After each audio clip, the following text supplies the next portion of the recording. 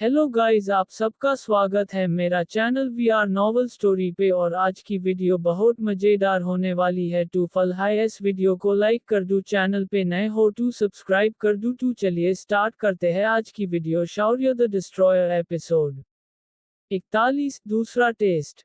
Time पूरा हो गया था, इसलिए शौर्य भी पिल रिफाइन करते हुए रुक जाता है। वो भी सभी बच्चों की तरह अपनी जगह से हट जाता है। मास्टर फरहान और मास्टर अतुल दोनों आगे आकर उन सब की बनाई हुई पिल्स चेक करने लगते हैं। प्रेसिडेंट मास्टर फरहान सभी बच्चों की पिल्स चेक करते हैं और सोनी की बनाई पिल उठाकर अनाउंस करते हैं, सोनी ने जो पिल बनाई है वो बिल्कुल सही है, इसलिए सोनी को पास किया जाता है। ये सुनकर सोनी बड़ी ही शांति से अपने हाथों में हाथ बांधकर खड़े होते हुए कहती है, मुझे तो पहले से ही ये पता था। इससे लवली चिढ़ जाती है और कहती है, इस बार तुम्हारी किस्मत सही थी, इसलिए पास हो गई हो।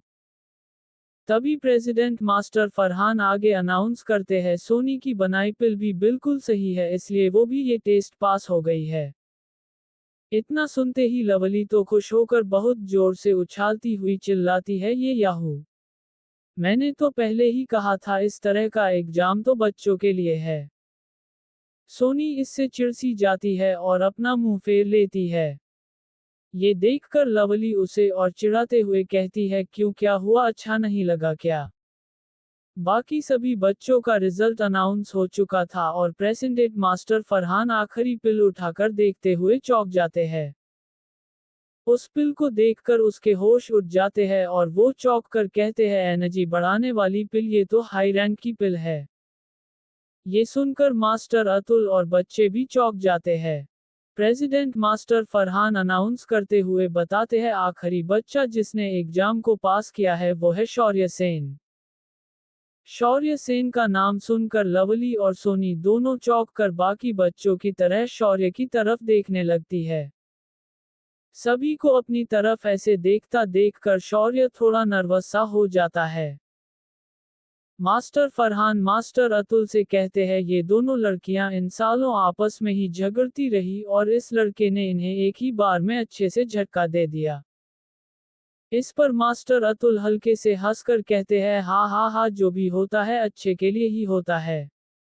कम से कम अब इससे इन्हें थोड़ी अकल तो आ जाएगी। तभी शौर्य थोड़ा हिचकिचाते हुए दोनों मास्टर्स से पूछता है, ममा मास्टर्स, क्या मैं रैंक 2 का एग्जाम देने के लिए आगे बढ़ सकता हूँ? शौर्य के मुंह से ये सुन के दोनों मास्टर चौंक जाते हैं। लवली तो भड़क जाती है और सीधा शौर्य के पास आकर उसे धक्का मारते हुए कहती है, ज्यादा शाने बन रहे हो क्या? तुम्हें रैंक 2 के एग्जाम में शामिल होने की कंडीशन भी पता है। तुम्हें सिर्फ रैंक 2 की पिल ही नहीं बनानी होती, बल्कि तुम्हारा लेवल सी पर भी होना बहुत जरूरी है। लवली शौर्य को फिर से धक्का मारते हुए पूछती है, क्या तुम लेवल सी तक पहुंच भी पाए हो? शौर्य जवाब देते हुए कहता है, मैं तो बस जानना चाहता था कि मैं वहां तक जाने के लिए पास हुआ हूं या नहीं, ये मेरे लिए इतना जरूरी नहीं है। शौर्य की बात सुनकर सोनी धीरे से कहती है, ये लड़का कभी बड़ा नहीं होने वाला। तभी लवली शौर्य के आगे एक बड़ा सा पेज रख देती है, जिस पर कुछ लिखा हुआ था। उस पर लिखा हुआ पढ़कर शौर्य थोड़ा मुंह सा बना लेता है और ये देखकर लवली कहती है, क्या हुआ, डर गए क्या? यही तुम्हारा अगला एग्जाम है, मैंने खुद इसे तुम्हारे लिए चुना है। शौर्य उसे पढ़ते हुए घबराने का मुंह बनाते हुए मन ही मन कहता है, ओ तेरी घाव को भरने वाली पिल! ये तो हाई रैंक 2 की पिल है, इसे रैंक 3 की भी पिल बोल सकते हैं। ये लड़की, इसे पसंद करने की किसी के पास कोई वजह नहीं हो सकती। शौर्य ऊपर बैठे दोनों मास्टर्स की तरफ देखता है और मन ही मन कहता है, इन दोनों मास्टर्स के कोई रूल ही नहीं है। इतना कहकर शौर्य अपने हाथ से पर्पल फ्लेम बाहर निकालकर सीधा बीकर के अंदर डाल देता है। प्रेसिडेंट मास्टर फरहान ने चाय की एक घूंट ही मारी थी, तभी शौर्य की पर्पल फ्लेम देखकर उनको सीधा खांसी ही उठाती है और उनके मुंह से चाय बाहर निकल जाती है। Flame essence! मास्टर फरहान चौंक कर कहते हैं। इतना सुनकर और शौर्य की आग देखकर लवली, सोनी और बाकी बच्चे भी चौंक जाते हैं। इस तरह की चीज को फ्लेम एसेंस बोलते हैं, पर ये कैसे हो सकता है, लवली कहती है। शौर्य उन पर गौर नहीं देता और जड़ी बूटियां बीकर में डालते हुए अपने काम में लगे रहता है। मास्टर अतुल शौर्य को देखते हुए कहते हैं, ऐसा नहीं लगता कि इस लड़के की इन स्किल्स से ये किसी फायर एसेंस को कंट्रोल कर पाएगा। इस पर प्रेसिडेंट मास्टर फरहान पूछते हुए कहते हैं, बिल्कुल सही कहा, ऐसा बिल्कुल भी नहीं लगता। लेकिन इसकी फ्लेम का रंग पर्पल क्यों है? मास्टर अतुल जवाब देते हुए कहते हैं, मैंने जब से इसे देखा है मैं तब से ही ये कह रहा हूं कि इस लड़के में मुझे कुछ अजीब लग रहा है। मुझे लगा नहीं था कि ये मेरी आंखों से भी अपनी स्किल्स को छुपा पाएगा। ये सुनकर प्रेसिडेंट मास्टर फरहान कहते हैं, मैं इसके मास्टर से जरूर मिलना चाहूंगा, जिन्होंने ऐसे लड़के को इतनी अच्छी तरह से तैयार किया है, वो कोई महान इंसान ही होंगे। शौर्य बड़े ही आराम से अपनी पर्पल फ्लेम को कंट्रोल करते हुए पिल रिफाइन करने में लगा हुआ था। उसे देखकर सोनी कहती है, ये पर्पल फ्लेम को तो कंट्रोल कर सकता है, लेकिन पिल रिफाइन करते समय केवल फ्लेम को कंट्रोल करने से ही काम नहीं चलता। इसमें ज्यादा पावर का इस्तेमाल होता है, जिससे आत्मा शक्ति बिल्कुल खत्म हो जाती है। सभी सामने की जरूरत लायक मात्रा भी होनी चाहिए। ये सभी जरूरी पॉइंट्स है। शौर्य अपने काम में लीन था और कुछ ही देर में बीकर के अंदर गोली यानी पिल बनकर तैयार हो जाती है।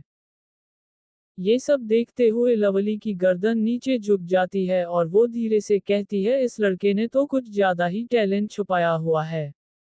सही बोलूं तो मैं फिर से गलत साबित हो गई। तभी शौर्य के बीकर में ब्लास्ट हो जाता है और वहां धुआं धुआं हो जाता है। इस पर लवली जोर से हंसते हुए कहती है, हा हा हा हा, इसका तो पोपट हो गया। रासायनिक होना कोई बच्चों का खेल थोड़ी है। शौर्य बीकर के अंदर हाथ डालकर बाहर निकल लेता है और फिर अपनी मुट्ठी खोलते हुए कहता है, एग्जाम टाइम पूरा हो गया। शौर्य की हथेली पर रखी काले रंग की पिल सबके सामने आ जाती है और इससे सबको चैन की सांस आती है, क्योंकि उन्हें लग रहा था कि शौर्य नाकामयाब हो गया है। तभी शौर्य मुस्कुराता है और उस काली पिल पर हल्के से फूंक मारता है। फूंक शौर्य के फूंक मारते ही उस पिल के ऊपर चढ़ी काले धुएं की परत हवा में उड़ जाती है और गोल्डन हरे रंग की पिल सबके सामने आ जाती है। प्रेसिडेंट मास्टर फरहान चौंक कर कहते हैं, रैंक 2 की पिल, वो भी काफी शक्तिशाली। ये देखकर लवली अटकते हुए बोलती है, ये कैसे हो गया, इसने तो ये काफी जोर से थप्पड़ मुंह पर मारा है। इस पर सोनी भी उसका साथ देते हुए कहती है, सही कहा, इसने हमें आज काफी जोर से तमाचा मारा है। सभी बच्चे आपस में शौर्य की ही बातें कर रहे थे। प्रेसिडेंट मास्टर फरहान खुश होकर कहते हैं, शुक्र से इतने अरसों बाद आज रासायनिक एसोसिएशन के अंदर कोई इतना जवान रैंक 2 का रासायनिक बना है। शौर्य अब उनके सामने आ जाता है और उनके आगे झुककर पूछता है, मास्टर, क्या अब मुझे जो चाहिए वो मुझे मिल सकता है? प्रेसिडेंट मास्टर फरहान जवाब देते हुए कहते हैं, तुम्हें जो भी चाहिए तुम बस बोल दो, वो हम अपने आप देख लेंगे। शौर्य बताता है, मास्टर, मुझे रैंक 3 का लोड्स फायर कोर और एक आत्मा को ठंडा रखने वाला अमृत चाहिए। मुझे इनकी बहुत जरूरत है। शौर्य की मांगी चीजें सुनकर प्रेसिडेंट मास्टर फरहान सोचते हुए जवाब देते हुए कहते हैं, बच्चे, रैंक 3 का कोर तो आसानी से मिल सकता है, लेकिन आत्मा को ठंडा रखने वाला अमृत। इतना कहकर वो चुप हो जाते हैं और नीचे आते हुए कहते हैं, तुम उसकी चिंता मत करो, चलो कहीं चलकर अकेले में अंदर चलकर बात करते हैं। इतना कहकर मास्टर फरहान और मास्टर अतुल दोनों शौर्य को वहां से अपने साथ ले जाते हैं और इसके बाद लवली भी उनके पीछे जानबूझकर भाग जाती है, जिससे सोनी चिढ़ जाती है। शौर्य को फायर लोड स्कोर 3 रैंक मिल जाता है, लेकिन वहां आत्मा ठंडा रखने वाला अमृत नहीं था, जिसके लिए शौर्य की खोज अभी भी जारी थी। शौर्य अब रासायनिक एसोसिएशन का रैंक 2 का रासायनिक बना गया था और इस वजह से उसे सिल्वर की पट्टी लगा हुआ एक घुटनों तक का कोट मिलता है और साथ के नीले रंग का 2 लाइन वाला बैज, जिसका मतलब 2 रैंक था। प्रेसिडेंट मास्टर फरहान और मास्टर अतुल दोनों ही स्टडिंग रूम में मेज के दोनों तरफ कुर्सियों पर बैठे हुए थे। तभी शौर्य अपना नया कोट पहनकर कोट पर लगे बैज के साथ वहां आ जाता है। जैसे ही उस कमरे का दरवाजा खोलकर शौर्य अंदर आता है तो एकदम से प्रेसिडेंट मास्टर फरहान खड़े होकर तुरंत ही शौर्य के पास जाते हैं और शौर्य को कुर्सी पर बिठाते हुए पूछते हैं, बच्चे तुम्हारा ये कोट सही तो है ना? शौर्य हल्के से हंसते हुए जवाब देता है, ये बिल्कुल सही है मास्टर। इस सब के लिए शौर्य दोनों मास्टर्स का शुक्रिया करते हुए कहता है, आप दोनों का इस सब के लिए बहुत शुक्रिया मास्टर्स। शौर्य उन्हें आगे बताते हुए कहता है, मास्टर्स मैं आपसे छुपाना नहीं चाहता, लेकिन मेरे लिए आत्मा को ठंडा रखने वाला अमृत बहुत जरूरी है। आप शायद समझ ना पाए लेकिन मुझे उसकी बहुत ज्यादा जरूरत है। इस पर प्रेसिडेंट मास्टर फरहान जवाब देते हुए बताते हैं, बेटा आत्मा को ठंडा रखने वाला अमृत तुम्हारे लेवल के हिसाब से एक बहुत ही ज्यादा अनोखी चीज है। उनकी बात सुनकर शौर्य उन्हें बताते हुए कहता है, मैं कल ब्लैकस्टोन सिटी छोड़कर चला जाऊंगा। मैं यहाँ से उत्तर की तरफ जाऊंगा क्योंकि मुझे जो भी चीज चाहिए वो मुझे अब केवल वही मिल सकती है। ये सुनकर दोनों मास्टर ही चुप हो जाते हैं और एक दूसरे की तरफ देखने लगते हैं। तभी मास्टर अतुल मास्टर फरहान की तरफ इशारा करते हैं और फिर खड़े होकर पीछे की तरफ अलमारी से कुछ निकालने लगते हैं। मास्टर फरहान शौर्य को बताते हुए कहते हैं, बेटा शायद तुम समझ नहीं पाओगे पर वो चीज कोई साधारण चीज नहीं है, काफी ताकतवर चीज है। एक बार यहाँ एक 4 रैंक का रासायनिक था जिसको बर्फ से शक्ति मिलती थी। शायद बर्फ का उससे अच्छा इस्तेमाल कोई कर ही नहीं सकता था। उसने आत्मा को ठंडा रखने वाले अमृत को खोज लिया था लेकिन वो उसे संभाल नहीं पाया और भाप बन गया। शौर्य उनकी बात काफी ध्यान से सुन रहा था। तभी मास्टर अतुल कुछ किताबें मेज पर लाकर रख देते हैं और बताते हुए कहते हैं, माफ करना लेकिन राज्य के रिकॉर्ड में आत्मा अमृत नहीं मिल पाया। ये सुनकर शौर्य परेशानी में आ जाता है और उनसे पूछता है, मास्टर तो फिर क्या आपको किसी ऐसे इंसान के बारे में पता है जिसके पास मुझे ये मिल सके, मैं उसे अच्छे दामों में खरीद सकता हूँ। मास्टर फरहान भी मास्टर अतुल से पूछते हैं, क्या सच में कोई नहीं मिला? मास्टर अतुल निराश होकर ना में अपना सिर हिला देते हैं। शौर्य द डिस्ट्रॉयर एपिसोड 42 मास्टर खोजी का घर।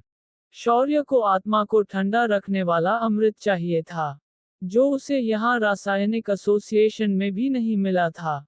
इसलिए शौर्य थोड़ी चिंता में आ जाता है। शौर्य किसी भी कीमत पर आत्मा को ठंडा रखने वाले अमृत को खरीदने को तैयार था।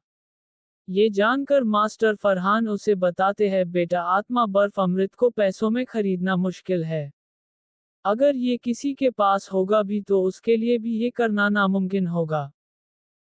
उनकी बात सुनकर शौर्य कुर्सी छोड़कर खड़ा होता है और कहता है, अगर ऐसा है तो फिर मुझे अब जाना चाहिए। इतना कहकर शौर्य सीधा वहां से जाने लगता है। तभी मास्टर अतुल उसे रोकते हैं, शौर्य सेन रुको। शौर्य रुक जाता है और पलटकर उनकी तरफ देखता है। मास्टर अतुल शौर्य से कहते हैं, चलो मैं तुम्हें अपने साथ कहीं लेकर चलता हूँ, शायद इससे तुम्हारी कुछ मदद हो जाए। शौर्य भी तैयार था और अपने कपड़े पहन और तलवार उठाकर मास्टर अतुल के साथ एसोसिएशन से निकल पड़ता है। रात हो रही थी और शौर्य मास्टर अतुल के साथ ब्लैकस्टोन सिटी के अंदर कहीं जा रहा था। रास्ते में मिलने वाले हर एक आदमी मास्टर अतुल को झुककर प्रणाम करता है। मास्टर अतुल शौर्य को जिसके पास लेकर जा रहे थे उन्होंने उसके बारे में शौर्य को थोड़ा बता दिया था और शौर्य उस आदमी के बारे में जानकर पूछता है, मास्टर क्या आप इस आदमी के बारे में मुझे और ज्यादा बता सकते हैं?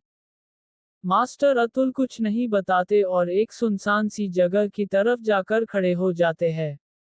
मास्टर अतुल रुककर सामने की तरफ देख रहे थे। सामने एक थोड़ा डरावना सा घर था जिसके अंदर हरी रोशनी जल रही थी और उस घर तक पहुंचने के रास्ते में भी हरे रंग के जलने वाले लालटेन टंगे हुए थे। शौर्य भी मास्टर अतुल के पास आकर उस घर की तरफ देखने लगता है। तभी कुछ कौवे उसके पास से बहुत तेजी से उड़ते हैं जिनकी वजह से एक पल के लिए शौर्य डर सा जाता है। मास्टर अतुल शौर्य को सावधान करते हुए बताते हैं, बच्चे अंदर घुसने के बाद तुम्हें बहुत ध्यान से मेरे साथ आगे बढ़ना होगा। याद रखना, उसे गुस्सा मत दिला देना। शौर्य हाँ में गर्दन हिला देता है और मास्टर अतुल के साथ घर की तरफ चल देता है। दोनों उस घर के दरवाजे के पास आकर जैसे ही दरवाजा खोलते हैं तो दिखाई देता है कि घर अंदर से कबाड़ खाना बना हुआ था। घर के अंदर इधर उधर टूटी फूटी चीजें बिखरी हुई थी और छत से भी कुछ सामान लटक रहा था। मास्टर अतुल और शौर्य थोड़ा अंदर चलते हैं, तभी शौर्य का पैर जमीन पर एक टाइल पर पड़ता है जो उसके पैर रखते ही अंदर घुस जाती है। एकदम से लेफ्ट साइड रखा एक बड़ा सा दरवाजा हिलने लग जाता है, जिसे देखकर शौर्य थोड़ा घबरा जाता है। दरवाजा एकदम से खुलता है और उसके अंदर से गुलाबी रंग का धुआं मकड़ी के जाल की तरफ फैलकर शौर्य की तरफ तेजी से आता है। शौर्य घबरा जाता है, लेकिन तभी मास्टर अतुल आगे आकर अपने हाथ से आग उस धुएं पर फेंक देते हैं जिससे वो धुआं जलकर खत्म हो जाता है। मास्टर अतुल शौर्य को बताते हैं, ये आदमी हर वक्त ऐसी चीज करता रहता है जिससे ये निराश नहीं होता। अब मेरे पीछे आओ और किसी भी चीज को मत छूना। इतना बताते हुए मास्टर अतुल सीढ़ियों से ऊपर की तरफ जाने लगते हैं और शौर्य भी उनके पीछे पीछे चल देता है। शौर्य मास्टर अतुल के साथ सीढ़ियों से ऊपर की तरफ चढ़ रहा था। तभी उसे एक हरे रंग की बड़ी सी आंख दिखाई देती है और शौर्य ये देखकर डर जाता है। मास्टर आगे बढ़ते हुए बताते हैं, ये हरा रंग आंखों को कंफ्यूज कर देता है। वो इससे वहम पैदा करता है, इसलिए अच्छा रहेगा कि तुम उसकी आंखों से आंखें ना मिलाओ। शौर्य मास्टर अतुल की बातें सुनकर उनकी तरफ देख रहा था। तभी शौर्य को मास्टर अतुल एक लड़की में बदलते दिखाई देते हैं। ये सब उस आदमी के वहम की वजह से था। शौर्य अपनी आंखें मसल कर सिर हिलाता है जिससे उसका ये वहम टूट जाता है और उसे मास्टर फिर से उनके असली रूप में दिखाई देने लगते हैं। मास्टर अतुल ऊपर पहुंच जाते हैं और शौर्य को बताते हुए कहते हैं, लड़के हम पहुंच गए। शौर्य भी मास्टर अतुल के पास जल्दी से आ जाता है। तभी उन्हें सामने ही एक जानवर की पूंछ पड़ी नजर आती है जिसके अंदर से हरे रंग का धुआं जैसा कुछ निकल रहा था। ये देखकर मास्टर अतुल कहते हैं, ये बूढ़ा पता नहीं कब एक सीरियस रासायनिक बनेगा। इस पर हंसते हुए एक आवाज आती है, ही हा हा हा हा, भाड़ में जाए सीरियस रासायनिक। ऐसा कुछ है जो मेरे पास ना हो। तू बूढ़ी खूसट, ये मत सोचना कि तू रासायनिक एसोसिएशन का वाइस प्रेसिडेंट है तो मैं तुझ पर हमला नहीं कर सकता। ये सुनकर मास्टर अतुल को गुस्सा आ जाता है और वो सामने दरवाजे पर जोर से लात मारते हुए चिल्लाते हैं, बूढ़ा खूसट तू होगा हरामजादे। दरवाजा लोहे का बना हुआ था और जैसे ही मास्टर अतुल की लात उस पर पड़ती है तो वो अपना पैर पकड़कर दर्द में चिल्लाने लगते हैं, आह।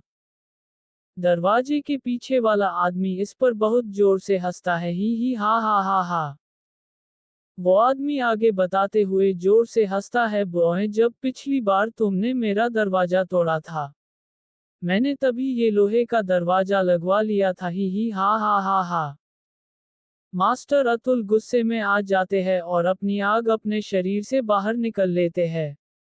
उनकी आग देखते हुए शौर्य मन ही मन कहता है, इनकी ऊर्जा कितनी ताकतवर है।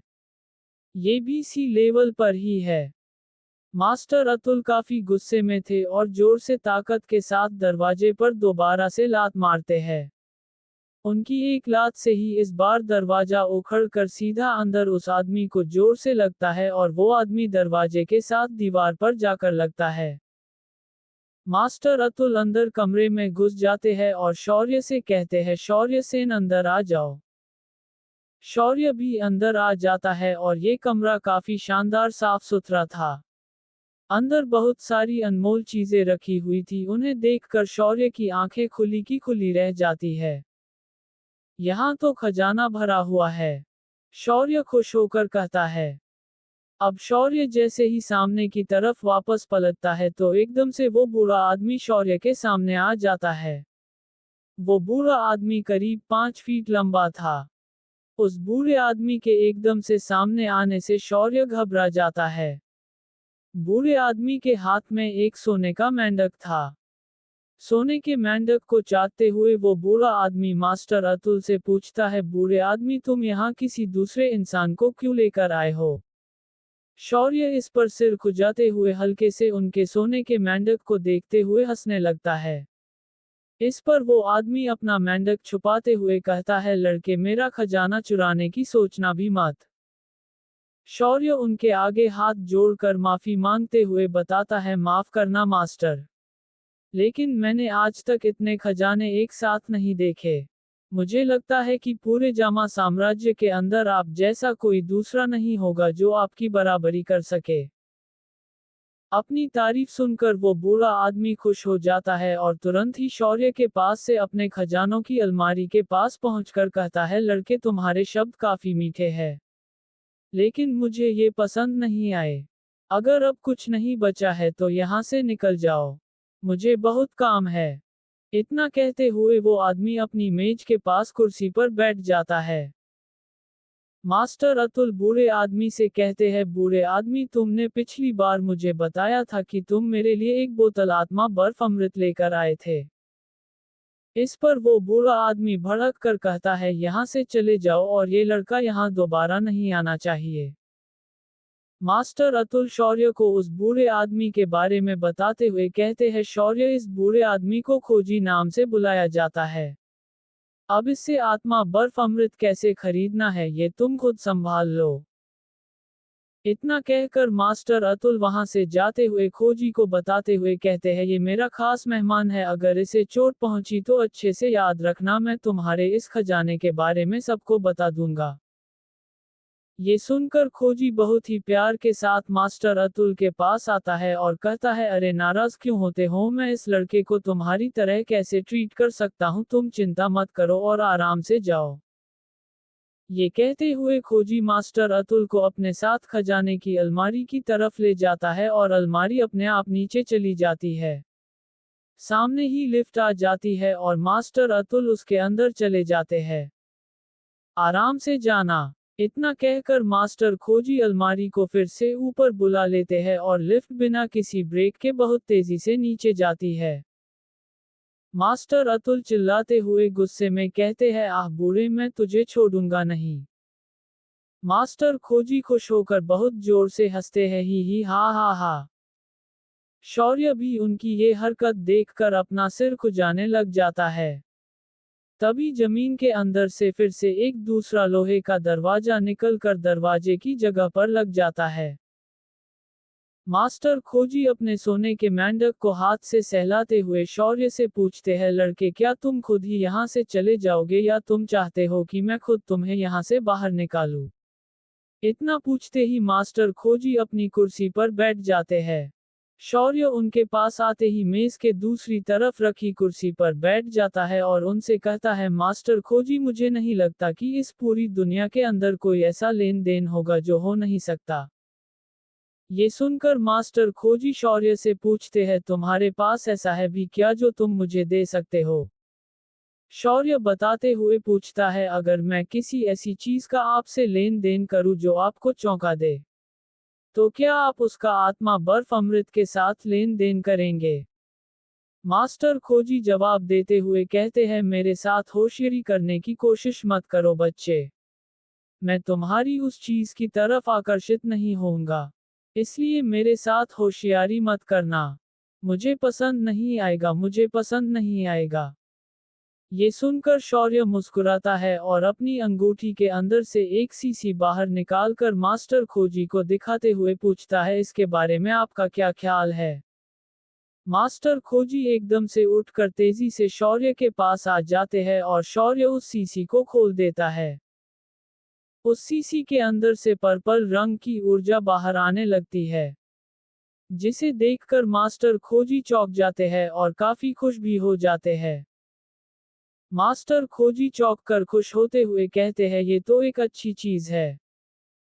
इस पर शौर्य उनसे पूछता है, मुझे लगता है कि आपको पता होगा कि ये क्या है।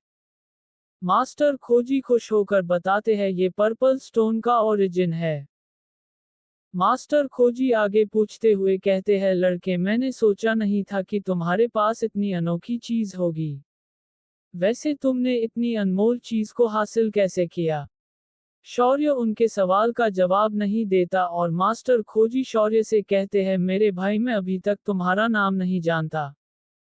शौर्य बताता है शौर्य सेन। शौर्य सेन बहुत अच्छा नाम है। ही हा शौर्य तुम तो जानते ही होंगे कि आत्मा बर्फ अमृत कितनी अनमोल चीज है, मास्टर खोजी पूछते हैं। शौर्य जवाब देते हुए बताता है अगर मैं नहीं जानता होता तो मैं सीधा पर्पल स्टोन का ओरिजिन बाहर नहीं निकलता।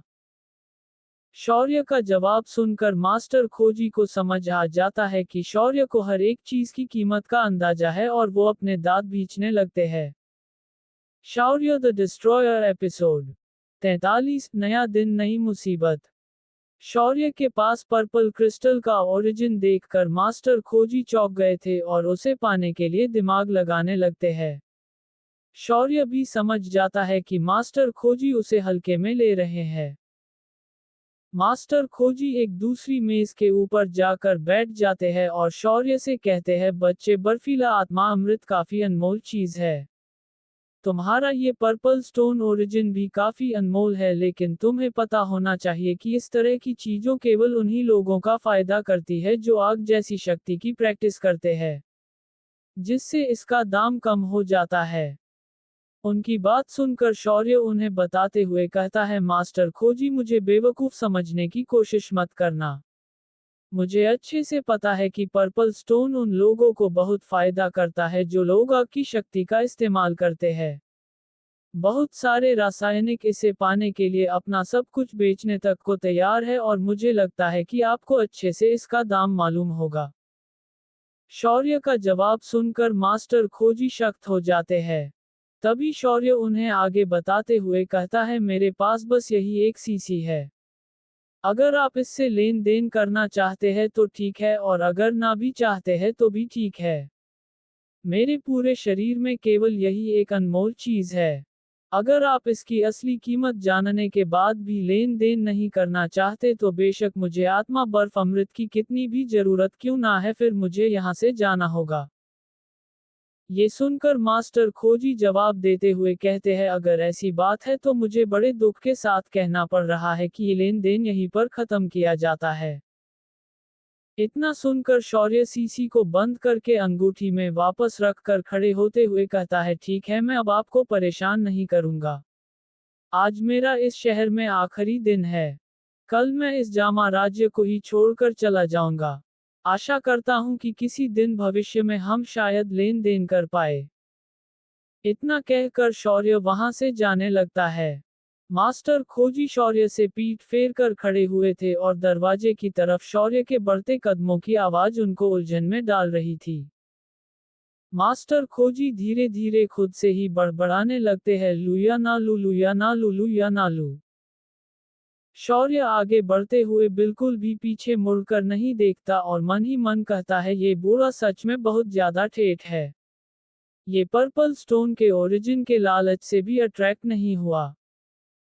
खोजी शौर्य को जाता हुआ देखकर और ज्यादा नर्वस हो जाता है। उसके चेहरे पर पर्पल स्टोन के ओरिजिन के लिए बेताबी साफ नजर आ रही थी। पर वो फिर से पीठ फेर के बैठ जाता है, लेकिन उसका ध्यान अभी भी शौर्य पर ही था। शौर्य दरवाजे के पास पहुंच जाता है और धीरे से कहता है लगता है कि इससे काम नहीं बनने वाला।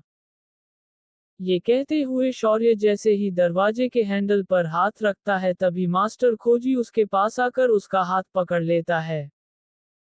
मास्टर खोजी शौर्य को बताते हुए कहते हैं बच्चे मैंने अपनी पूरी जिंदगी में आज तक पर्पल स्टोन नहीं देखा, इसलिए तुम्हें खुशी मनानी चाहिए। उनके मुंह से ये सुनकर शौर्य लंबी सांस लेता है। मास्टर खोजी तुरंत ही अपनी मेज के पास पहुंच जाता है और शौर्य उनके पास आकर पर्पल स्टोन की सीसी बाहर निकालकर कहता है मास्टर खोजी इसके लिए आपका शुक्रिया। मास्टर खोजी तुरंत ही शौर्य के हाथ में से पर्पल स्टोन की सीसी छीन लेते हैं और सीसी को प्यार से देखते हुए कहता है, अपनी जिंदगी के इतने सालों में आज तक मैंने बस इसके बारे में सुना ही था, लेकिन आज तक देखा नहीं था। लेकिन आज लगता है कि मैं बहुत खुशकिस्मत हूँ जो ये सीधा ही मेरे पास आ गया। ये कहते हुए मास्टर खोजी पर्पल स्टोन की सीसी को बहुत ही प्यार से अपने गाल से लगा लेते हैं। शौर्य खांसते हुए मास्टर खोजी से कहता है, मास्टर खोजी क्या आप अब मुझे आत्मा बर्फ अमृत दे सकते हैं? मास्टर खोजी ये सुनकर पहले थोड़े इरिटेट होकर कहते हैं, एक को पाने के लिए दूसरे को खोना पड़ेगा। ये कहते हुए वो अपनी पेंट में हाथ डालते हैं और आत्मा बर्फ अमृत की सीसी मेज पर रखते हुए कहते हैं, ये लो तुम्हारा आत्मा बर्फ अमृत और अब यहाँ से निकलते बनो। जाओ जाओ। आत्मा बर्फ अमृत को मास्टर पहचान लेते हैं और शौर्य को बताते हुए कहते हैं, ये वही है। बेशक ये बूढ़ा आदमी थोड़ा ज्यादा ठेठ है, लेकिन इसके पास ये बहुत काम की चीज मिली है। मास्टर की बात सुनकर शौर्य आत्मा बर्फ अमृत की सीसी को देखते हुए कहता है, इसमें कोई शक नहीं, ये सच में ही बहुत अनमोल खजाना है जिसे देख पाना बहुत मुश्किल है। तभी मास्टर खोजी शौर्य पर भड़क कर बोलते हैं, इसे मेरी आंखों के सामने से अब दूर ले जाओ। अगर और कुछ नहीं है तो यहाँ से निकल जाओ। यहाँ से भाग जाओ अभी। शौर्य तुरंत ही सीसी उठाकर वहां से खिसक लेता है। सुबह होती है और शौर्य ब्लैकस्टोन सिटी के अंदर एक बड़ी सी लाइन के पीछे खड़ा हुआ था। तभी ऊपर से एक हवाई जहाज जितना बड़ा उड़ने वाला बीस्ट गुजरता है जिसके ऊपर बैठकर लोग सवारी किया करते थे। उसे देखकर शौर्य कहता है, लगता है कि अब मुझे भी एक ऐसा जानवर पालना पड़ेगा। शौर्य ने इतना कहा ही था कि तभी शौर्य से थोड़ा आगे एक आदमी जोर से आकर गिरता है। वो आदमी बैठा होकर वापस से पीछे की तरफ देखते हुए घबरा कर माफी मांगते हुए कहता है, हुजूर मुझे माफ करना, मुझे बस इस बार माफ कर दो। उस आदमी के सामने से एक बूढ़ा आदमी एक सुंदर औरत को अपनी बाहों में लिए आ रहा था। उनके साथ वो लड़का भी था जो रासायनिक एसोसिएशन के अंदर शौर्य के मास्टर का मजाक उड़ा रहा था और फिर शौर्य ने उसके बाल जला दिए थे। वो लड़का जमीन पर पड़े उस आदमी को लातों से पीटते हुए कहता है, क्या तुझे दिखाई नहीं देता मास्टर रैंक 3 के रासायनिक मास्टर है? अगर उन्हें चोट लग जाती तो क्या तू इनका इलाज का खर्च उठा लेता? तभी वो मास्टर अपने उस लड़के को साइड में हटा देता है और जमीन पर पड़े उस आदमी को अपने जूते दिखाते हुए बड़े ही घमंड के साथ कहता है, चाट तूने मेरे जूते गंदे कर दिए हैं, अब इन्हें चाट कर साफ कर। तभी मास्टर के साथ उस लड़के की नजर शौर्य पर पड़ जाती है और शौर्य उसे गुस्से से घूरने लगता है। इस पर वो लड़का अपने उस मास्टर से शौर्य की तरफ इशारा करके बताता है, मास्टर यही वो लड़का है। ये सुनकर उसका मास्टर शौर्य की तरफ देखने लगता है। शौर्य भी शक्ति के साथ उन्हें देखने लगता है। तभी मास्टर अतुल शौर्य के पीछे से उसके पास आकर उसके कंधे पर हाथ रखते हैं। शौर्य तुरंत ही पीछे की तरफ पलटता है और मास्टर अतुल को देखकर खुश हो जाता है। मास्टर अतुल शौर्य से कहते हैं, बहुत खूब बच्चे, तुमने उस बूढ़े को मना लिया। शौर्य मास्टर अतुल को झुककर हाथ जोड़कर प्रणाम करता है, प्रणाम मास्टर। तभी एकदम से लवली शौर्य के पास आकर उसका हाथ पकड़ लेती है और खुश होते हुए पूछती है, शौर्य तुम तो काफी स्लो हो। वैसे मैंने सुना था कि तुम आज यहाँ से जा रहे हो, तो फिर तुम दोबारा कब वापस आओगे? लवली शौर्य से लिपट रही थी और शौर्य उससे हंसते हुए मन ही मन कहता है, इस लड़की का बर्ताव बहुत अजीब है। अब ये बेवजह मुझसे लिपट रही है। शौर्य लवली से अपना हाथ छुड़ाने की बहुत कोशिश करता है, लेकिन लवली उसका हाथ छोड़ती ही नहीं है। तभी मास्टर फरहान सोनी के साथ पीछे से वहां आ जाते हैं। लवली को शौर्य के हाथ से ऐसे लिपटा देखकर सोनी चिढ़ जाती है और अपनी नजरें फेर लेती है। मास्टर फरहान लेवल 3 का कोर बाहर निकाल कर शौर्य को बताते हुए कहते हैं, शौर्य ये रहा लेवल 3 का कोर जो तुम्हें चाहिए था। शौर्य खुश होकर मास्टर फरहान का शुक्रिया करते हुए कहता है, इस तोहफे के लिए आपका बहुत बहुत शुक्रिया मास्टर फरहान। इतना कहकर शौर्य उनके हाथ में से कोर ले लेता है। मास्टर फरहान शौर्य को बताते हुए पूछते हैं, शौर्य आधे साल में ही इस शहर के अंदर रासायनिक कॉन्टेस्ट होने वाला है, तो क्या तुम उसमें हिस्सा लेना चाहते हो? रासायनिक कॉन्टेस्ट शौर्य पूछता है।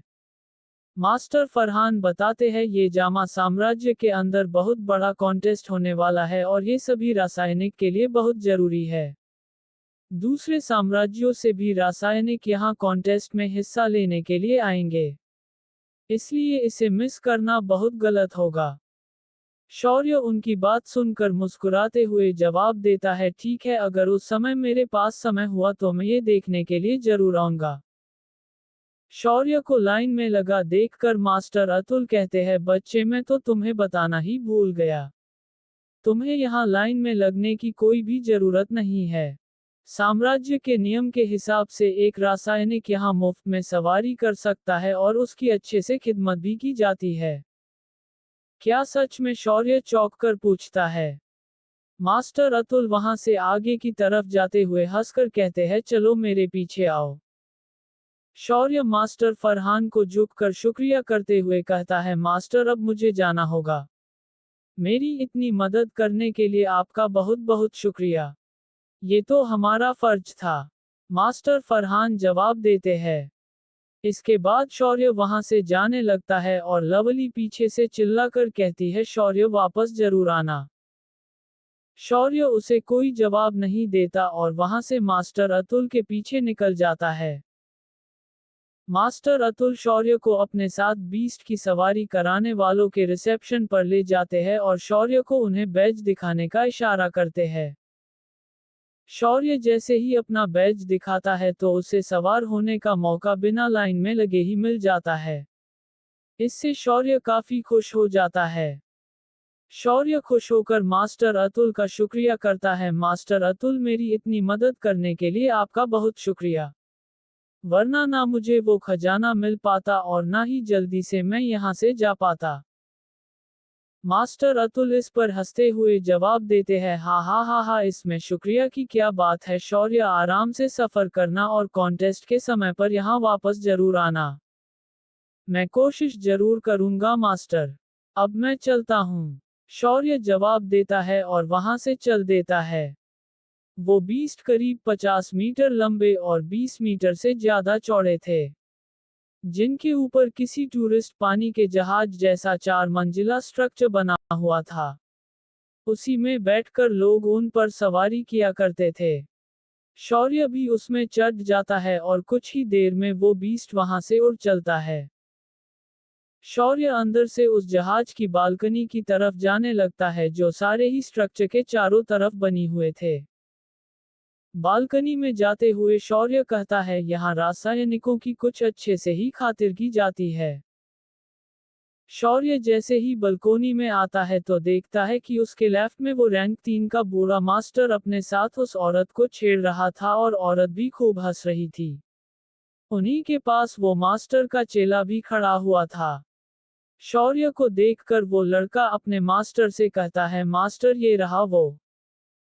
उसका मास्टर अपनी उस लड़की को छोड़ शौर्य की तरफ देखता है और फिर गुस्से में शौर्य की तरफ आने लगता है। शौर्य भी ये देखकर शक्त होकर खड़ा हो जाता है और मन ही मन कहता है, नया दिन नई मुसीबत। पता नहीं ये लोग कब पंगा लेना छोड़ेंगे। शौर्य द डिस्ट्रॉयर एपिसोड 44 जहाज पर झटका। उस रैंक 3 के मास्टर को अपनी तरफ आता देखकर शौर्य पहले उससे भिड़ने की सोचता है, लेकिन मास्टर मना कर देते हैं, जिस वजह से शौर्य वहां से पीछे हट जाता है और वहां कोई पंगा नहीं हो पाता। अब पूरे 2 दिन हो गए थे और शौर्य अभी तक उसी बीस्ट जहाज में सवार था। वो बीस्ट जहाज में सबसे ऊपर बाहर बैठा हुआ था और मास्टर उसके पीछे बैठकर मेडिटेशन कर रहे थे। इस 2 दिन से चल रहे सफर में शौर्य काफी ज्यादा बोर हो गया था और वो अंगड़ाई लेते हुए कहता है, यार ये रेगिस्तान काफी लंबा है, 2 दिन से चल रहे सफर के बाद भी अभी तक खत्म नहीं हुआ है। शौर्य अब पीछे मुड़कर मास्टर की तरफ देखता है और मास्टर के पास आकर उनसे पूछता है, मास्टर हम 2 दिन से सफर कर रहे हैं और लगता है कि अभी भी बहुत लंबा सफर है। अब हमारे पास उस पिल को बनाने के लिए सारी चीजें हैं तो। शौर्य ने इतना ही कहा था तभी मास्टर उससे पूछते हैं, क्या तुम अभी पिल बनाना चाहते हो? इस पर शौर्य मुस्कुराते हुए कहता है, वैसे इसके बारे में हम पहले भी सोच सकते थे क्योंकि मुझे लगता है कि मैं अब जल्दी ही फायर एसेंस हासिल कर लूंगा। मास्टर शौर्य को बताते हैं, शौर्य ब्लड लोड्स पिल एक रैंक 5 की हाई क्लास पिल है, इसलिए उसे रिफाइन करने में समय लगेगा। शौर्य खुश होते हुए जवाब देता है, रैंक 5 की पिल, वो भी जामा साम्राज्य से बाहर निकलते ही। ये तो काफी कमाल की बात होगी। इस पर मास्टर खड़े होते हुए जवाब देते हैं, तो फिर देर क्यों की, जाओ चलो। चलिए चलिए। इतना कहकर शौर्य मास्टर के साथ नीचे चला जाता है। शौर्य जहाज पर ही अपने कमरे में जाकर मेज पर हासिल किए हुए दोनों सामान रख देता है और मास्टर तीसरा सामान भी रख देते हैं। शौर्य के कमरे का दरवाजा खुला हुआ था और बाहर से कोई बातें करता जा रहा था। शौर्य तुरंत ही दरवाजे के पास जाकर दरवाजा बंद करने लगता है और बाहर से जाता वो इंसान शौर्य के कमरे में अंदर झांकने की कोशिश करता है। ये वही लड़का था जो उस रैंक 3 के मास्टर के साथ था। शौर्य उसे देखकर कहता है, ये यहाँ फिर से। मास्टर मेज के पास हवा में उड़ रहे थे और उनके ठीक सामने सारे सामान रखे हुए थे। शौर्य भी उनके ठीक सामने कुर्सी डालकर बैठ जाता है। मास्टर बताते हैं, एक हाई लेवल की पिल को जैसे बनाते हैं ये ध्यान से देखने के लिए करीब बैठो, इससे तुम्हें काफी मदद मिलेगी। जी मास्टर। इतना कहकर शौर्य कुर्सी खिसकाकर थोड़ा और करीब आ जाता है। मास्टर अपने हाथ से अपनी नीली आग को बाहर निकाल लेते हैं और सबसे पहले 3 लेवल के कोर को अपनी तरफ खींचते हैं। कोर मास्टर के हाथ में आ जाता है और मास्टर काम में लग जाते हैं। पूरे 2.5 दिन बीत जाते हैं तब जाकर मास्टर उस पिल को बनाने में कामयाब होते हैं। शौर्य भी 2.5 दिन एक ही जगह बैठा रहता है और पिल को देखते हुए गर्दन चटकाकर मन ही मन कहता है, मास्टर के पास उनका फायर एसेंस है जिसकी मदद से वो इस पिल को पूरे 2.5 दिन में बना पाए हैं। अगर मेरे जैसे नॉर्मल इंसान इसे बनाना शुरू करते तो इसमें पूरे 10 दिन लग जाते। शायद तब भी मुश्किल से कामयाबी मिलती। अभी भी थोड़ी कमी बची थी, इसलिए मास्टर शौर्य से कहते हैं, ये बस होने ही वाली है। इतना कहकर मास्टर जैसे ही अपनी आग बढ़ाते हैं तो एकदम से एक ताकतवर ऊर्जा पिल के अंदर से निकलती है जिससे पूरे जहाज को एक झटका सा लगता है। लेवल 5 की पिल एक ऐसी पिल थी जिसे हासिल करने के लिए कोई भी इंसान किसी भी हद तक जा सकता था। जिसके पास ये पिल होती उसकी जान पर हमेशा खतरा बना रहता है। फिर भी शौर्य और मास्टर ने उसे इतने लोगों की बीच बनाना दिया था। इस झटके से जगह में मौजूद लोगों को एहसास हो जाता है कि किसी ने लेवल 5 की पिल बना ली है और इसका एहसास मेडिसिन मास्टर को भी हो जाता है। मास्टर तुरंत ही शौर्य से कहते हैं, शौर्य दरवाजे पर ध्यान रखो। मुझे अभी इसे पूरा करने के लिए कुछ मिनट चाहिए। इतना सुनकर शौर्य अपनी तलवार को अंगूठी के अंदर समाकर कमरे से बाहर दरवाजे की रक्षा करने के लिए निकल आता है। वो बाहर निकल कर देखता है कि रैंक 3 का मास्टर अपने चेले के साथ दबे पांव उधर आ रहा था और दूसरी तरफ से एक और आदमी वहां आ रहा था। शौर्य अपने कमरे के दरवाजे को बंद करके उस पर पीठ लगाकर खड़ा हो जाता है। रैंक 3 का मास्टर हंसते हुए शौर्य के पास आकर कहता है, हा हा हा हा शौर्य भाई, हम दोबारा से मिल गए। इस पर चेला भी हंसते हुए पूछता है, हा हा हा हा शौर्य सेन, रैंक 2 के सबसे जवान रासायनिक, आप हमें इतनी जल्दी कैसे भूल गए? शौर्य उनसे पूछता है, तुम अभी तक यहाँ से गए नहीं हो? चेला इसका जवाब नहीं देता और शौर्य से उल्टा पूछता है, मैंने सुना है कि मास्टर फरहान ने आपको कोई खास अनमोल चीज दी थी। शौर्य कोई जवाब नहीं देता और मुस्कुराने लगता है। तभी रैंक 3 का मास्टर और शौर्य के दूसरी तरफ उनके सामने वाला आदमी एक दूसरे की तरफ देखते हैं और गर्दन हिलाकर इशारा करते हैं। रैंक 3 का मास्टर शौर्य से पूछते हुए कहता है, अरे मास्टर फराह ने कुछ भी दिया हो उससे फर्क नहीं पड़ता। शेरू सेन भाई, अभी एक ऊर्जा का झटका लगा था। आखिर यहाँ हुआ क्या था, क्योंकि अब हम हजारों मीलों दूर है। अगर कुछ हुआ तो इससे हम सभी पर असर आएगा। वो दूसरा आदमी भी शौर्य से कहता है, हाँ शौर्य, हम सब एक ही जहाज पर सवार है। इसलिए वो खतरनाक चीजें हमें दे दो, हम उनका अच्छे से ख्याल रखेंगे। अगर तुम ऐसा नहीं करोगे तो ये किसी के लिए भी अच्छा नहीं होगा। बिल्कुल सही कहा। रैंक 3 का मास्टर भी उस आदमी का साथ देते हुए कहता है। शौर्य उन्हें जवाब देते हुए कहता है, तुम सभी काफी होशियार लोग हो। इसलिए मुझे बेवकूफ समझने की गलती मत करना। अंदर मेरे मास्टर कुछ कर रहे हैं जिससे जहाज को कुछ भी खतरा नहीं है। इसलिए आप समझिए और हमें परेशान मत कीजिए। क्योंकि अगर परेशान करोगे तो। वो तीनों वहां अपने मकसद को पूरा करने के लिए आए थे और शौर्य के समझाने से वो कहां समझने वाले थे। वो दूसरा आदमी अपने हाथ से अपनी नीली आग बाहर निकल लेता है और अपने उस हाथ को पीछे छुपाते हुए शौर्य की तरफ आते हुए कहता है, मेरे भाई, हम तो बस जानने के लिए आए थे। इतना कहकर वो शौर्य को जलाने के लिए उसके कंधे पर अपनी आग का हाथ रख देता है। शौर्य गुस्से में आ जाता है और तुरंत ही अपनी पर्पल आग बाहर निकालकर उस आदमी का हाथ पकड़कर उसे पीछे धकेल देता है और उसकी तरफ बढ़कर बहुत जोर से उसे लात मारता है। शौर्य की लात लगते ही वो आदमी जहाज में ही पीछे की तरफ ग्रिल पर जाकर जोर से लगता है। तभी चेला भी पीछे से उछलकर शौर्य पर लात से वार कर देता है। शौर्य एकदम से घूमकर उसकी छाती में मुक्का मारता है जिससे चेला ऊपर की तरफ उछल जाता है। शौर्य अब अपने सीधा हाथ में पॉवर समाकर बहुत जोर से धमाकेदार पंजे का वार चेले को मारता है जिससे चेला वहां से सीधा जहाज से गिरता है, लेकिन तभी बीस्ट का पंख उसके हाथ आ जाता है और वो गिरने से बच जाता है। शौर्य उसके पास वही आ जाता है और ये ध्यान नहीं करता कि रैंक 3 का उसका मास्टर अभी भी वही है। शौर्य चेला को जहाज से ऊपर से ही नीचे गिराने वाला था, लेकिन चेला लटके हुए मुस्कुराने लगता है जिसे देखकर शौर्य पीछे की तरफ मुड़कर देखता है। रैंक 3 का मास्टर शौर्य के कमरे के दरवाजे पर खड़ा था और वो शौर्य की तरफ देखते हुए मुस्कुरा रहा था। शौर्य तेजी से उसकी तरफ भागता है, लेकिन तब तक देर हो गई थी। वो रैंक 3 का मास्टर दरवाजा खोलकर अंदर घुस जाता है। शौर्य तेजी से भागते हुए उधर आ रहा था, तभी एकदम से कमरे के अंदर एक छोटा सा धमाका होता है और उस रैंक 3 के मास्टर को कसकर पकड़े एक बड़ा सा हाथ बाहर आ जाता है। ये देखकर शौर्य भी बेफिक्र होकर वहीं रुक जाता है।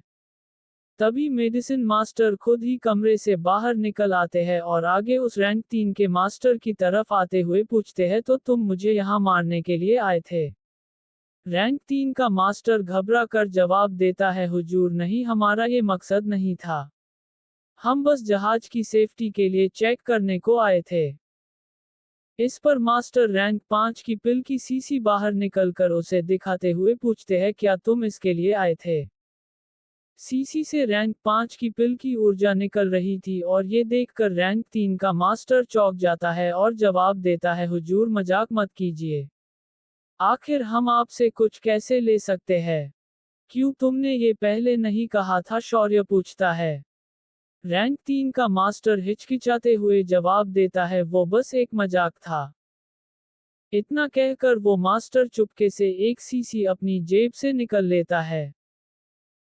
शायद मेडिसिन मास्टर को ये महसूस हो जाता है और वो उस मास्टर से कहते हैं, मैं तुम्हें मरना तो नहीं चाहता, लेकिन तुम खुद ही अपनी मौत की तलाश कर रहे हो।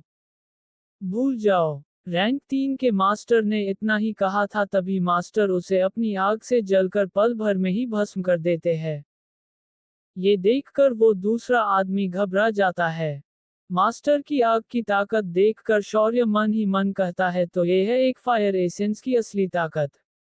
वो एक सी लेवल मास्टर था और मास्टर ने उसे भाप बन दिया। इसी वजह से हर कोई फायर एसेंस को पाने के लिए इतना बेसब्र होता है। वो दूसरा आदमी चेले के पास पहुंच जाता है। चेला गुस्से में था क्योंकि अभी उसके मास्टर को उसके ही सामने मौत के घाट उतार दिया गया था।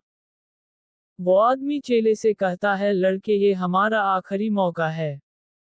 इतना कहकर वो आदमी अपना चाकू म्यान से बाहर निकल लेता है। शौर्य और मास्टर दोनों उन्हें ही देख रहे थे। चेला लेने के लिए तैयार होकर कहता है, चलो इस शौर्य को बंदी बना लेते हैं, फिर इसके इस मास्टर को भी निपटा देंगे। इतना कहकर वो गुस्से में जोर से चिल्लाता हुआ शौर्य की तरफ भागता है। या शौर्य भी लेने के लिए तैयार हो जाता है। चेला शौर्य की तरफ अभी थोड़ा आगे ही आया था, तभी वो आदमी पीछे से चेले की पीठ में अपना चाकू घोंप देता है। शौर्य भी ये देखकर चौंक जाता है। चेले के मुंह से खून बाहर निकलकर जमीन पर गिरने लगता है और वो पीछे गर्दन घुमाते हुए उस आदमी से कहता है, तो तुम भी यही मरोगे। तुम बिल्कुल भी बच नहीं पाओगे। ये सुनते हुए वो आदमी मुस्कुराते हुए अपना चाकू बाहर निकल लेता है और चेला वही जमीन पर गिरकर अपना दम तोड़ देता है। इसके बाद वो आदमी सीधा जाकर मास्टर के चरणों में गिर जाता है और गिड़गिड़ाते हुए कहता है, हुजूर मैं आपका फॉलो करना चाहता हूँ। मैं बस चाहता हूँ कि आप मेरी जान बख्श दे और मुझे अपनी शरण में ले ले। शौर्य उसके किए की वजह से उसे अभी भी गुस्से से घूर रहा था। तभी मास्टर शौर्य को रैंक 5 की पिल की सीसी देते हुए कहते हैं, इससे कैसे निपटना है मैं ये तुम पर छोड़ता हूँ, मुझे इसके जैसा कोई भी अपने साथ नहीं चाहिए। जो अपने साथी के साथ ऐसा कर सकता है उस पर भरोसा नहीं किया जा सकता। ये दुनिया बहुत जालिम है, इसलिए किसी भी इंसान पर भरोसा नहीं किया जा सकता। अगर तुमने इसे अभी बख्श दिया तो ये आगे तुम्हें भी धोखा जरूर देगा। इसलिए अच्छे से सोच कर फैसला लेना। ये कहते हुए मास्टर शौर्य के पास से वापस कमरे के अंदर चले जाते हैं। वो आदमी अब खड़ा होता है और शौर्य को मारने के लिए तेजी से उसकी तरफ भागता है। इससे वहां बहुत तगड़ा धमाका होता है जिससे वो बीस्ट का जहाज उड़ते हुए सीधा नीचे जमीन की तरफ गिरता है। शौर्य द डिस्ट्रॉयर एपिसोड 45 रेगिस्तान में पुराना घर। जहाज नीचे जमीन की तरफ गिरता है लेकिन शौर्य मास्टर की साथ उठकर वहां से निकल जाता है। जहाज नीचे गिरकर फट जाता है और उसमें मौजूद हर कोई मारा जाता है। जहाज अधूरे रास्ते में ही क्रैश कर गया था, जिस वजह से शौर्य भी अब रेगिस्तान में ही फंस गया था। आज रात वहां गुजारने के लिए शौर्य आग जलाता है और एक रेगिस्तानी मॉन्स्टर जो कि छिपकली की तरह था लेकिन डायनासोर की तरह बड़ा था, शौर्य उसका शिकार कर लेता है क्योंकि वो शौर्य पर हमला कर देता है। शौर्य पत्थरों के पास आग जलाकर बैठा हुआ था। शौर्य के पीछे वो मॉन्स्टर छिपकली मरी हुई पड़ी थी और आग के दूसरी तरफ मास्टर थे। शौर्य कहता है, ये जादुई छिपकली बहुत ज्यादा बेरहम होती है। मुझे फिर से एक और को मारना पड़ गया। जादुई बीस्ट बेरहम होते हैं लेकिन इंसानों की तुलना में ये कुछ भी नहीं है। मास्टर जवाब देते हुए बताते हैं। तभी शौर्य की तरफ एक जहरीला छोटा सांप आ रहा था जिसे शौर्य दूर से ही चाकू फेंक कर मार देता है। मास्टर शौर्य को बताते हुए कहते हैं, तुम काफी अच्छे से तैयार हो गए हो, इसलिए मेरी एक बात हमेशा याद रखना, ऐसे दुश्मन को कभी भी छोड़कर मत भागना जिसके बारे में तुम कुछ भी ना जानते हो। उस जैसे रासायनिक से तो हमेशा बच कर रहना क्योंकि ऐसे लोग ही बिना समय गवाए पीठ में खंजर घोंप देते हैं। मास्टर की बात सुनकर शौर्य और ज्यादा सख्त हो जाता है और गुस्से में अपनी मुट्ठी भींचते हुए कहता है, चिंता मत कीजिए मास्टर, मैं ऐसे लोगों को अच्छे से सबक सिखाना जानता हूँ। शौर्य के मुंह से ये सुनकर और उसे इतना सख्त देखकर मास्टर हंसने लग जाते हैं, हा हा हा हा। शौर्य अब वही पीछे को लेट जाता है और कहता है, अब बस ये आखिरी रेगिस्तान बचा है, इसके बाद हम अपनी मंजिल पर पहुंच जाएंगे। शौर्य को पता ही नहीं चलता कि कब उसकी आंख लग जाती है और कुछ देर बाद उसे कुछ एहसास होता है। शौर्य खड़ा होता है और अपनी तलवार पीठ पर टांग कर वहां आगे की तरफ देखने को जाने लगता है। शौर्य उन पत्थरों की जगह से निकलकर जैसे ही एक रेत के टीले की तरफ देखता है तो उसे पीठ फेरे गुंजन खड़ी हुई नजर आती है। शौर्य को अपनी आंखों पर भरोसा नहीं होता, इसलिए वो पहले जल्दी से अपनी आंखें मलता है और फिर से सामने की तरफ देखता है और पाता है कि वो गुंजन ही खड़ी हुई थी। शौर्य खुश होकर जोर से पुकारता है, गुंजन। गुंजन को पुकारते हुए शौर्य उसकी तरफ भागते हुए उसके पास आ जाता है और उसके कंधे पर हाथ रखकर फिर से उसे पुकारता है, गुंजन। गुंजन एकदम से नैना नागा में बदल जाती है और वो एकदम से पीछे पलटते ही शौर्य के अंदर अपनी तलवार घोंप देती है। तभी घबराहट के मारे शौर्य की आंखें खुल जाती है और उसकी की चीख निकल जाती है, नहीं नैना। शौर्य नींद में ये सपना देख रहा था जिससे वो सच में काफी ज्यादा डर गया था। शौर्य घबराहट में जल्दी से अपनी छाती पर हाथ फेरते हुए चेक करता है और सब कुछ ठीक पाकर शांत होते हुए कहता है, शुक्र है कि ये एक सपना था। मास्टर बाहर ही बैठे हुए मेडिटेशन कर रहे थे और शौर्य से पूछते हुए कहते हैं, बुरा सपना था, वैसे तुम अभी नैना नाम लेते हुए चिल्लाए थे। शौर्य थोड़ा निराश सा हो जाता है और मास्टर को बताते हुए है, मास्टर अगर मैं 3 साल वाली शर्त को हार गया तो मैं अपनी इज्जत तो गवा ही दूंगा, लेकिन साथ में मेरे परिवार का भविष्य। शौर्य ने इतना ही कहा था तभी मास्टर उसे समझाते हुए कहते हैं, शौर्य तुम चिंतित हो क्योंकि वो नैना तुमसे ज्यादा ताकतवर है। लेकिन क्या कभी तुमने ये सोचा है, इस पूरी दुनिया के अंदर कोई भी शक्तिशाली पैदा नहीं होता बल्कि शक्तिशाली बनना पड़ता है।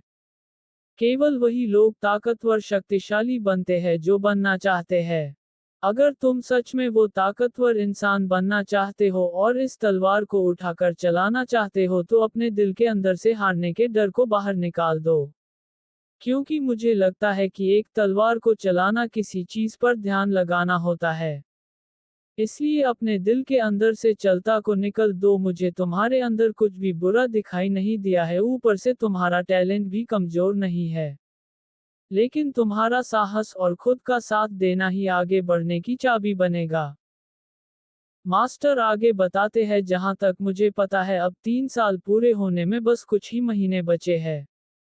उस साल उस लड़की ने तुम्हें बहुत बड़ा घाव दिया था जिसकी यादें मिटाना तुम्हारे लिए बहुत मुश्किल है।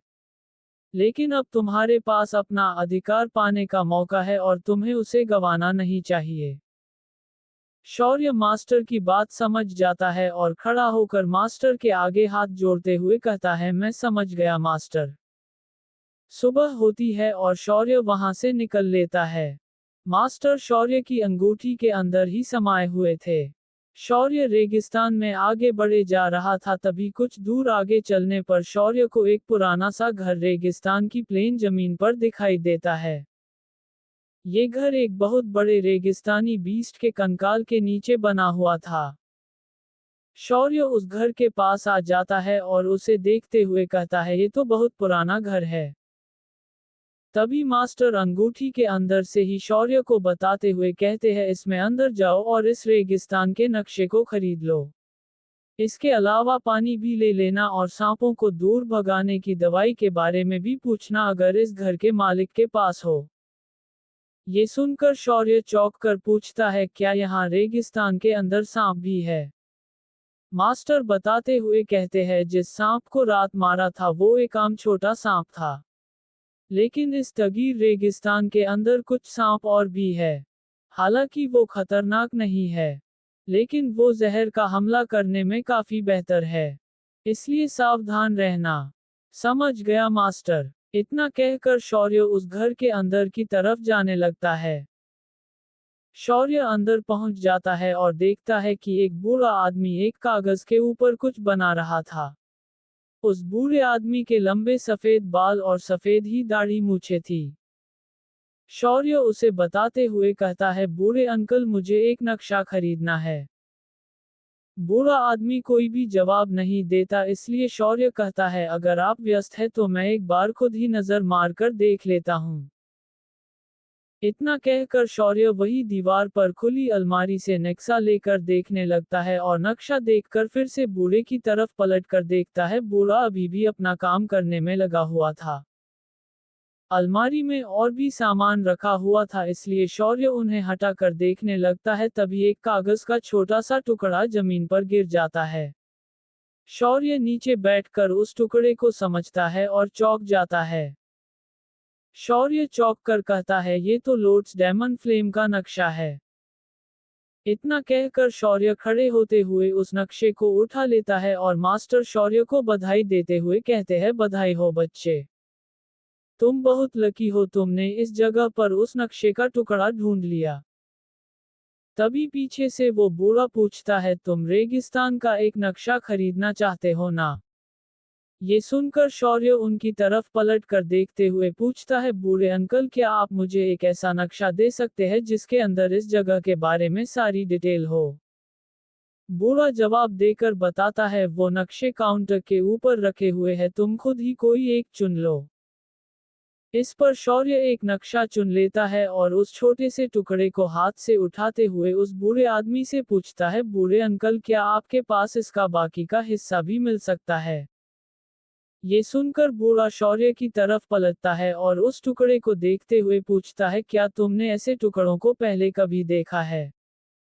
शौर्य जवाब देते हुए बताता है, मैंने बस एक ऑक्शन के अंदर ही ऐसे टुकड़े को देखा था। इस पर वो बूढ़ा बताता है, मुझे बस यही एक किसी तरह से मिल गया था। इतना बताकर बूढ़ा फिर से कागज पर अपना काम करने लग जाता है। शौर्य उनसे पूछता है, क्या आप मुझे बता सकते हैं कि मैं इस नक्शे को कहाँ ढूंढ सकता हूँ? बूढ़ा बताता है, मुझे ये रेगिस्तान में ही मिला था। ये सुनकर शौर्य उनसे पूछता है, बूढ़े अंकल, क्या आप इस टुकड़े को मुझे बेच सकते हैं? मैं आपको इसके अच्छे दाम दे सकता हूँ। बूढ़ा जवाब देते हुए कहता है, नहीं। अब मुझसे इस टुकड़े के बारे में ज्यादा मत पूछो। मैं पैसों की चिंता नहीं करता, इसके अलावा इसे चुराने की भी मत सोचना, वरना ये तुम्हारे लिए बिल्कुल भी अच्छा नहीं होगा। बूढ़े के मुंह से ये सुनकर शौर्य उनसे कहता है, सच बोलूं तो मैं किसी ऐसे इंसान से जो कभी 7वें लेवल यानी जी लेवल पर था, उसे मैं ये छीन सकता हूँ क्या? इतना सुनते ही वो बूढ़ा आदमी कागज पर चित्र बनाते हुए रुक जाता है और एकदम से उस घर के दरवाजे बंद हो जाते हैं। बूढ़ा शौर्य की तरफ मुड़ता है और अपनी शक्ति का इस्तेमाल करते हुए सीधा खड़ा होने लग जाता है। जो बूढ़ा अभी मुड़कर हिल डुल रहा था, वो अब सीधा किसी जवान इंसान की तरह खड़ा हो गया था और ये देखकर शौर्य परेशानी में आ जाता है, क्योंकि शायद उसने उस बूढ़े को उसकी पहचान बताकर गुस्से में ला दिया था। सारे दरवाजे बंद हो गए थे और शौर्य परेशानी में आ जाता है। बूढ़ा शौर्य को ही घूर रहा था और ये देखकर मास्टर शौर्य को बताते हुए कहते हैं, शौर्य सावधान रहना। ये बूढ़ा आदमी कोई आम आदमी नहीं लग रहा है। इसकी असली ताकत करीब 7 लेवल की है, लेकिन किसी चीज की वजह से इसकी असली ताकत बंधी हुई है, लेकिन फिर भी ये तुमसे 2 गुना ज्यादा ताकतवर है। ये इसके बाद भी तुम्हें बहुत आराम से मार सकता है, बहुत आराम से। शौर्य लंबी सांस लेते हुए कहता है, आखिर हर बार मैं ही क्यों किसी ताकतवर इंसान से टकराता हूँ? मास्टर हंसकर जवाब देते हैं, हाँ हाँ, क्योंकि तुम बहुत ज्यादा खुशकिस्मत जो हो। बूढ़ा आदमी किसी नौजवान की तरह गुलाटी मारते हुए शौर्य के सामने आ जाता है और जोर से अपना पैर जमीन पर मारता है। उसके पैर से इतनी ताकतवर फोर्स निकलती है जो वहां सब कुछ हिला देती है। शौर्य दीवार की तरफ धकेला जाता है और इतनी ताकतवर फोर्स में उसका सीधा खड़ा रहना मुश्किल हो जाता है। मास्टर शौर्य को समझाते हुए कहते हैं, शौर्य शांत रहो, शांत रहो। मास्टर की बात सुनकर शौर्य शांत होने की कोशिश करता है और अब वहां सब कुछ शांत हो जाता है। शौर्य उस बूढ़े आदमी से कहता है, बूढ़े अंकल, आपको शायद कुछ गलतफहमी हुई है। मैं आपको नहीं जानता और ना ही मेरे मन में कोई गलत विचार दौड़ रहा है। ये नक्शे का टुकड़ा मेरे लिए बहुत जरूरी है। इसलिए आप प्लीज दोबारा से सोच लीजिए। इसके बदले में आप जो चाहेंगे मैं आपको दे दूंगा। मैं आपकी किसी भी मांग को पूरा कर सकता हूँ। इस पर वो बूढ़ा आदमी शौर्य को शक्ति से घूरते हुए कहता है, बच्चे, तेरे अंदर दम तो है, वरना तू अब तक यहाँ से भाग गया होता। इस पर शौर्य हल्के से हंसकर पूछता है, हाँ हाँ, बताए, आपका इसके बारे में क्या विचार है?